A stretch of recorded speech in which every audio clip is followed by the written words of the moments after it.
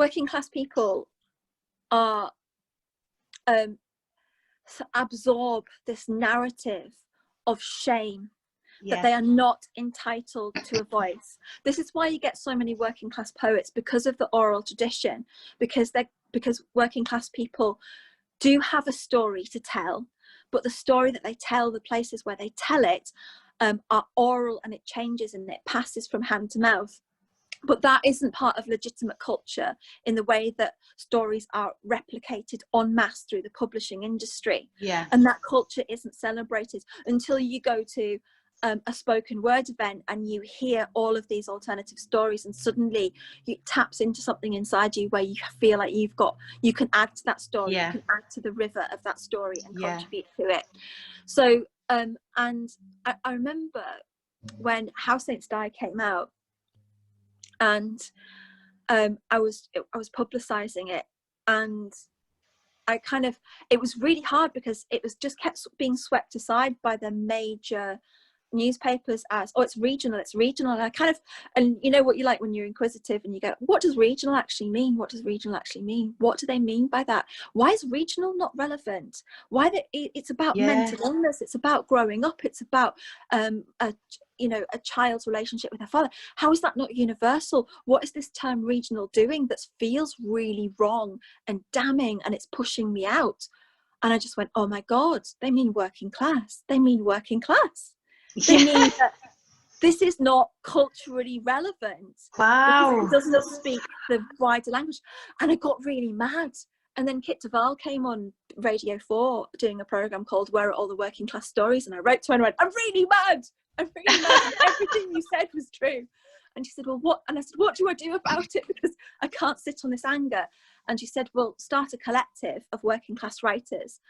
So I got in touch with loads of different people, and it's hard to start a movement.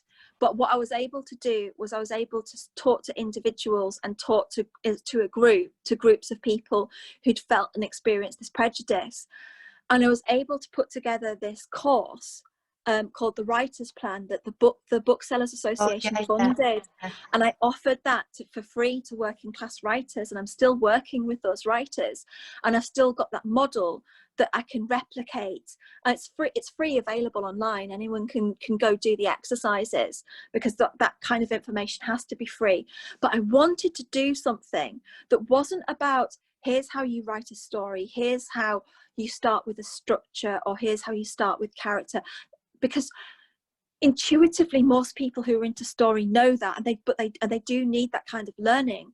But people needed this internal scaffolding that addressed that internal narrative of shame and gave them permission to write, and this insight in how to draw on all of their life experience, the research years that made them a writer and empowered them as a writer, all of this non-conventional, non-illegitimate culture that isn't recognized by the publishing industry. So that's what that course does. That's what it's all about. And it's one of the things that I want to build on when I've got some time, because there was something really, really powerful there.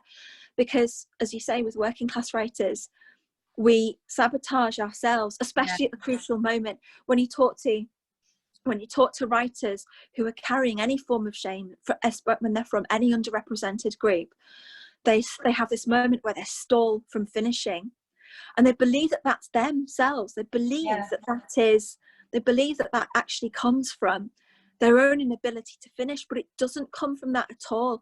It comes from the part that we use to create is the kid, is that excited kid inside us. And if all that kid has heard is, focus, stop it, you'll never get a proper job doing that, it's that kid that stops. So at that crucial moment, that kid has learned to duck and cover, pull the blankets over their head, and not be there for the final moment of finishing, because they know there's no reward in that, there's only punishment.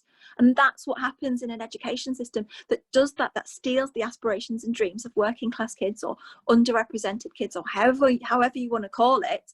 But if you don't belong to the echelons of privilege, you're not given the messages that you can achieve.